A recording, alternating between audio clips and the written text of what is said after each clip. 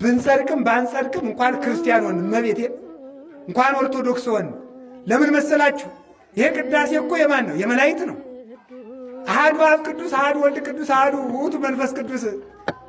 አሁን ይህንን ቅዳሴ እኮ የሚካኤል ቅዳሴ ነው። ቅዱስ ሚካኤልን ለመስማት አዋጅ አዋጅ! ሁላችሁም አንዳንድ ሚሊዮን ብር አምጡ ብንባል አሁን ማን ከፍሎ ይሰማው ነበር?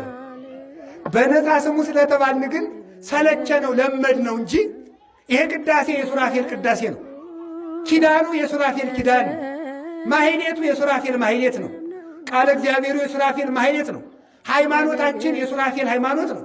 እመቦዝ አምፃ ካላ ስባተ ሱራፌል ውጉዘ ለይኩን ይላል አቡሊዲስ በሃይማኖት አበው።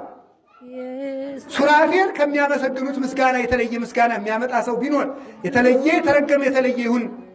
ሱራፌል ከሚያምኑት ሃይማኖት የተለየ ሃይማኖት ያመጣ ቢኖር የተለየ ይሁን።